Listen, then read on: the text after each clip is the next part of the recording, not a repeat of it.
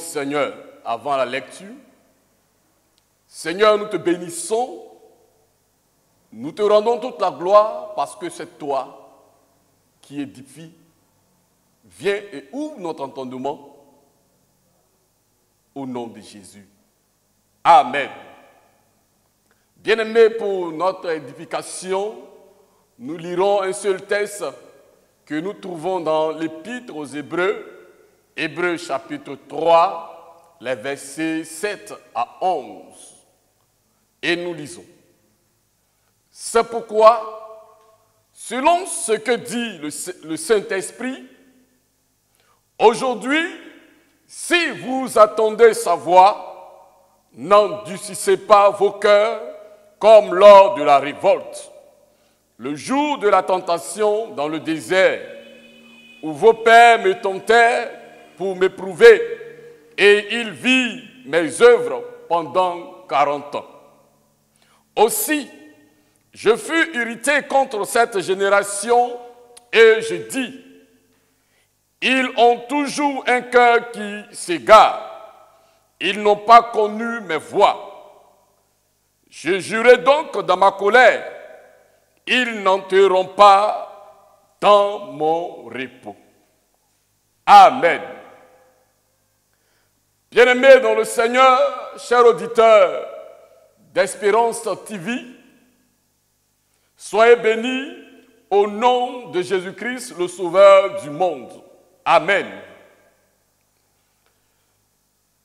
En ce jour, le thème que nous vous proposons est intitulé comme suite.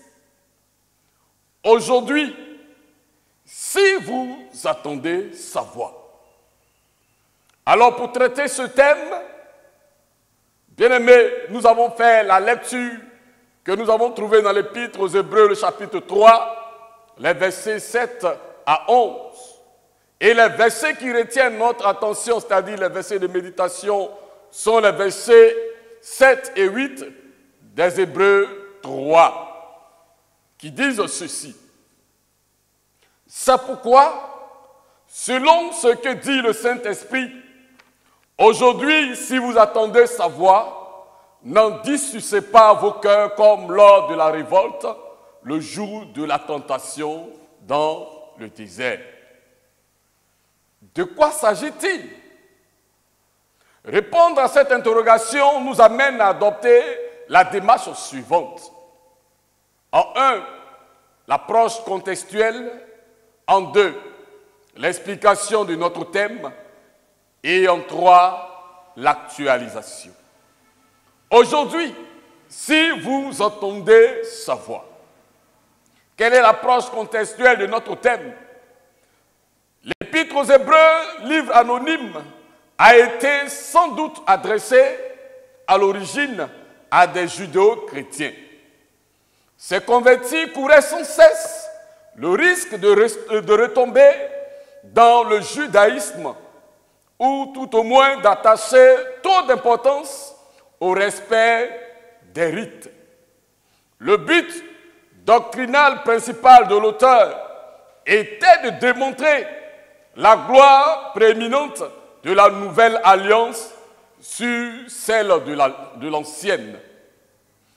Alors ici au chapitre 3, l'auteur lance non seulement un appel à considérer le sacerdoce de Jésus-Christ, il évoque sa supériorité sur Moïse, qui fut serviteur, alors que Christ étant fils, mais aussi et surtout l'échec du peuple d'Israël.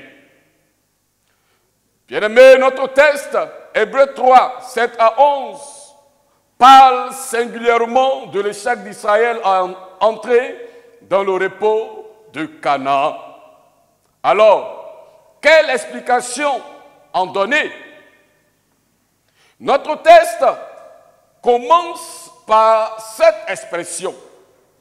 C'est pourquoi qui est introduit ou qui introduit la conséquence de l'exhortation à tenir ferme et inébranlable selon le verset 6. Ceux qui perdent confiance en Christ et en ses promesses et retournent à une religion ritualiste montrent qu'ils ne sont pas dignes ni jamais nés de nouveau. C'est une telle apostasie que vise le second avertissement de l'Épître. Avertissement contre l'endurcissement du cœur, un comportement qui caractérisait Israël dans le désert et qui pouvait se présenter à nouveau. En effet, le Seigneur s'adresse à son peuple, fier de la voir comme Dieu et de s'attacher à la ville sainte qui est Jérusalem. Loin de la félicité, il leur reproche leur endurcissement et leur obstination à l'écouter. Alors, pour bien faire comprendre son appel à la fidélité et à mettre en garde contre les conséquences d'une vie infidèle et à leur séjour de 40 ans, à leur vie d'infidèle et incrédule, l'auteur fait allusion à l'échec classique d'Israël à Kadesh Barnéa, qui aboutit à leur séjour de 40 ans dans le désert, selon Nombre 14, les versets 33 et 34. Quand Dieu parle, nous devrions aussitôt prêter l'ouïe. Douter de sa parole revient à le qualifier de menteur et attirer sa colère.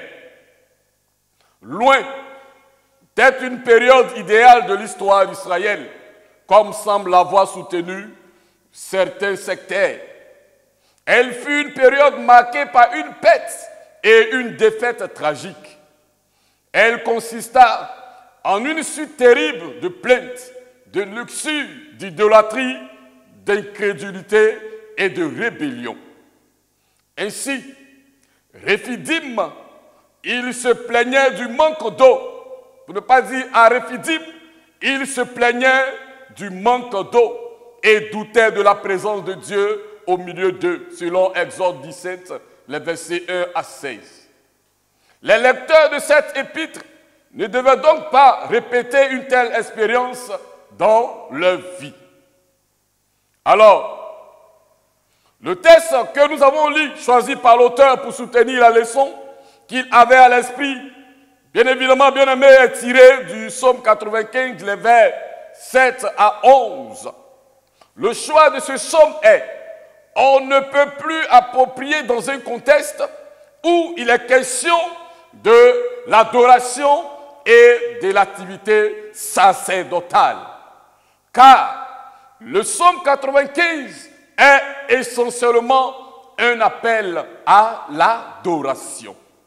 L'invitation du psalmiste: venez, prosternons-nous et humilions-nous, fléchissons le genou devant l'Éternel, notre Créateur, car il est notre Dieu, et nous sommes le peuple de son pâturage, le troupeau que sa main conduit. Oh, si vous pouviez écouter aujourd'hui sa voix. Psaume 95, les vers 6 et 7.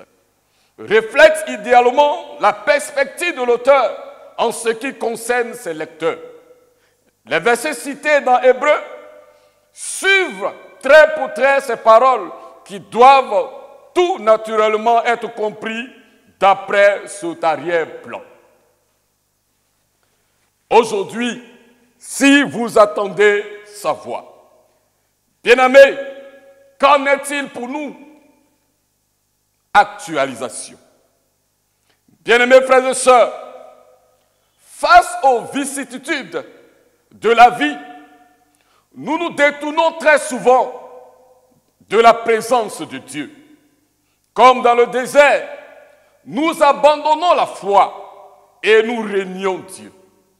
Mais le Seigneur nous dit encore, aujourd'hui, si vous attendez sa voix, n'endurcissez pas vos cœurs, comme lors de la révolte, comme le jour de la tentation dans le désert. Église de Jésus-Christ, un cœur endurci déplaît à Dieu. Il devient inutile comme du pain trop dur qui ne peut être restaurée. Une personne endurcie est tellement fière de sa manière de faire qu'elle a du mal à revenir à Dieu. Ne vous y trompez pas. On ne se moque pas de Dieu. Ce qu'un homme aura semé, il le moissonnera aussi. Galates 6, le verset 7. Dieu mettra de côté, comme du pain sans valeur, tous ceux qui ne cessent de lui résister. C'est pourquoi, bien-aimés dans le Seigneur, nous devons éviter les erreurs du passé et nous tourner résolument et humblement vers le Seigneur.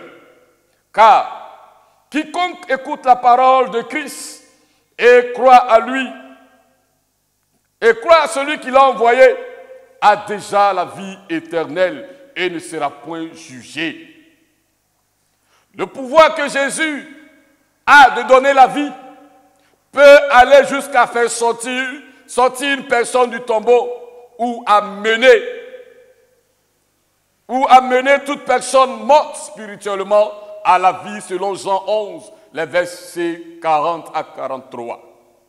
Combattons par tous les moyens, si ce soit la prière ou la méditation de la parole, l'endurcissement, oui, l'irritation, l'incrédulité, l'égarement et l'ignorance dans notre cœur. Oui, ce sont ces comportements qui ont coûté la mort aux enfants d'Israël dans le désert. Bien-aimés, soyons des Caleb et des Josué là où nous sommes et partout où le Seigneur nous enverra. Prenons courage, frères et sœurs, auditeurs d'Espérance TV. Avançons en pleine eau avec le Seigneur sans que nos cœurs soient endurcis. En conclusion, l'Éternel pouvait dire dans Ésaïe 48, le verset 11, « C'est pour l'amour de moi que je veux agir, car comment mon nom serait-il proclamé? Je ne donnerai pas ma gloire à un autre. » Ésaïe 48, le verset 11. Aujourd'hui, si vous attendez sa voix, n'endurcissez pas vos cœurs comme lors de la révolte. Bien-aimés frères et sœurs, c'est le moment d'ouvrir ton cœur à Jésus-Christ. Sûrement, tu as déjà entendu parler de la parole, mais tu résistes encore. Ouvre ton cœur à Jésus-Christ, car il est le chemin, la vérité et la vie, selon Jean 14, le verset 6. Que le Seigneur te donne toutes les capacités à venir à lui. C'est le moment, n'attends pas demain. C'est le moment. Alors que l'Éternel te bénisse, que l'Éternel déverse sur toi sa grâce en abondance et que Dieu nous bénisse et qu'il bénisse sa parole au nom de Jésus. Amen. Nous prions le Seigneur. Père Tout-Puissant, tu as permis que nous puissions adresser ce message à tes enfants.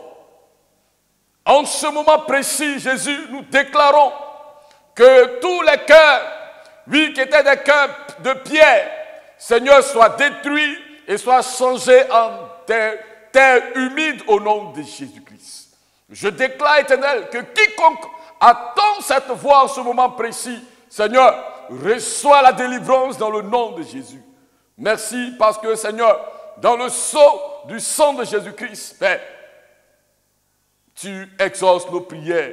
Au nom de Jésus-Christ, nous avons prié. Amen. Chers téléspectateurs de Espérance TV, que Dieu vous bénisse au nom de Jésus. Amen.